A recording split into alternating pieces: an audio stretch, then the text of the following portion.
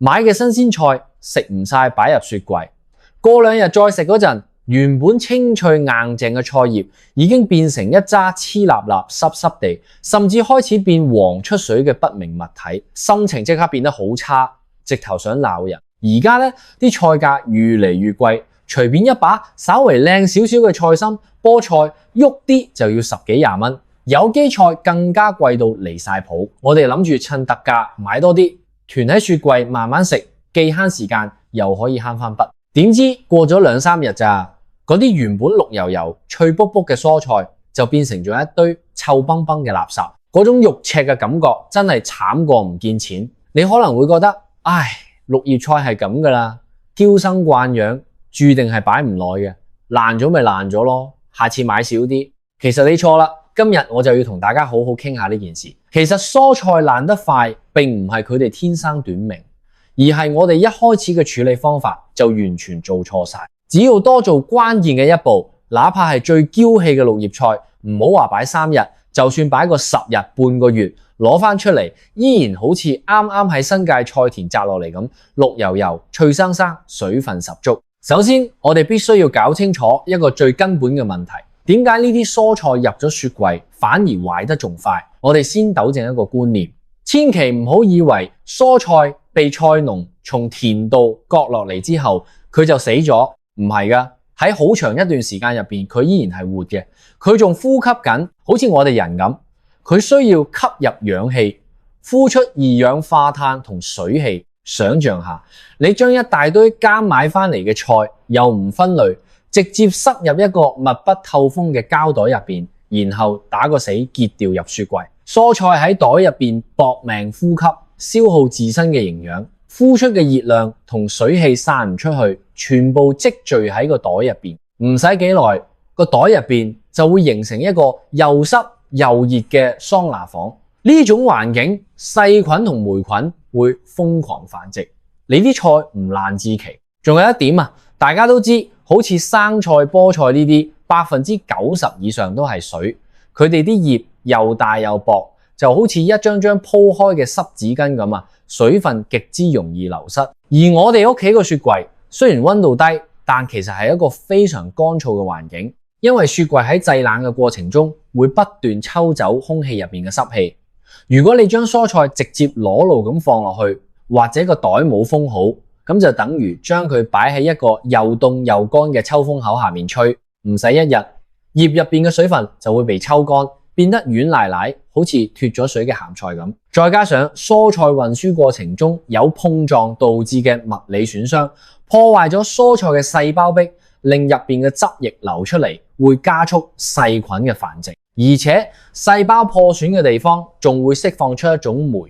呢樣嘢會加速蔬菜嘅腐敗。如果雪櫃入邊放咗蘋果、香蕉、芒果、番茄，仲會釋放一種叫兒烯嘅氣體。呢種氣體咧會對周圍嘅綠葉蔬菜有非常強烈嘅催熟作用，導致蔬菜變黃，枯萎嘅速度比平時快幾倍。了解咗蔬菜變壞嘅原理，再講下我哋平時犯嘅錯誤。好多愛乾淨嘅朋友買菜翻屋企，第一件事就係將所有菜都攞出嚟，放喺水盆度洗得乾乾淨淨，提乾水再放落雪櫃，覺得咁樣食嗰陣方便，雪櫃又乾淨。我要話你知，呢個做法簡直係大錯特錯。蔬菜嘅葉面天生就有一層天然嘅保護膜，或者係蠟質，或者係絨毛。呢層膜係可以防止水分過度流失嘅，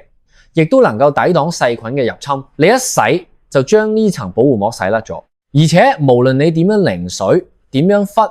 葉片之間肯定仲會殘留大量嘅水分。正如我哋前面所講，呢啲多餘嘅水分就係導致蔬菜腐爛嘅罪魁禍首。濕立立嘅葉疊埋一齊喺雪櫃入邊就係培養細菌嘅溫床。所以記住第一條鐵律，買翻嚟嘅菜入雪櫃前千祈唔好洗。另一個常見嘅錯誤就係直接用買菜嗰陣嗰個紅白藍膠袋或者透明背心袋，隨手打個死結就掉入去。呢種做法睇落好似好方便，其實係令你啲蔬菜壞得仲快。膠袋確實能防止水分蒸發，但如果你將個袋口砸死咗，蔬菜呼吸產生嘅水氣出唔去，熱量又散唔走，個袋入邊好快就會變得濕漉漉，啲菜就好似被浸喺溫水入邊咁，點可能唔爛？講咗咁多，大家應該都等唔切想學我嘅絕招啦。我呢個方法只需要一張廚房紙。呢個方法嘅核心邏輯就係完美咁平衡蔬菜對濕度嘅需求，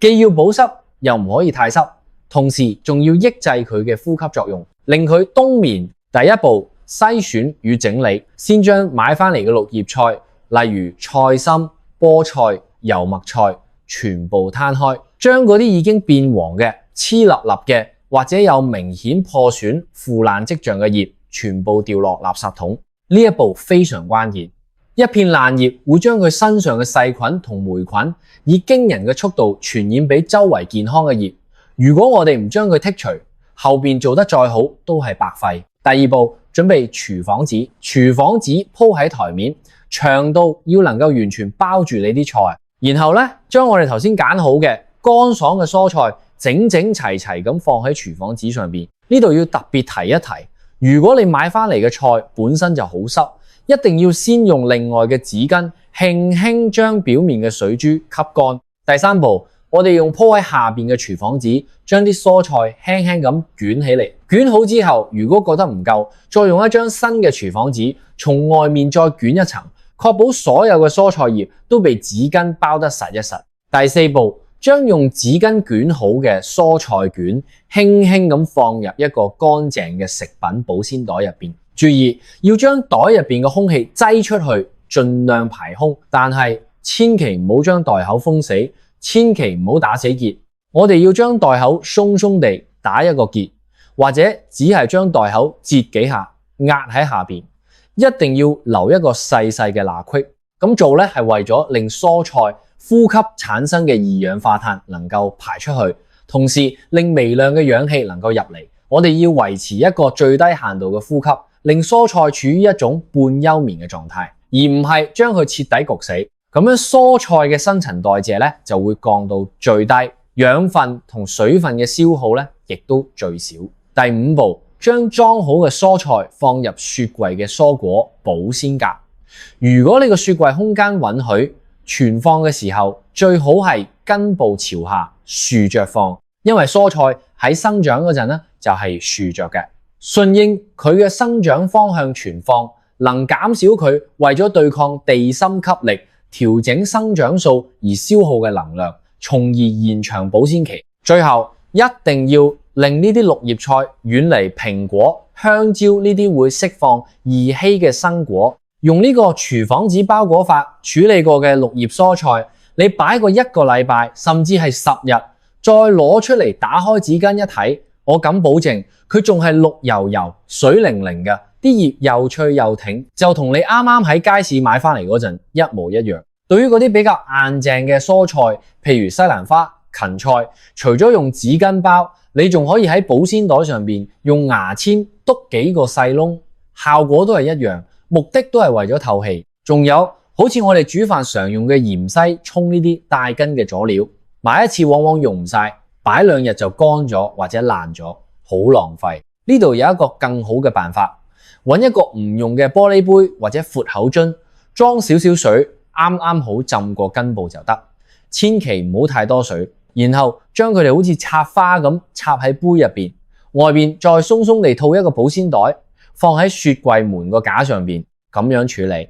佢哋可以好似盆栽咁繼續生長，保鮮半個月甚至1個月都完全冇問題，隨食隨剪，簡直爽到爆。今日嘅分享就到呢度，希望呢個方法幫到大家。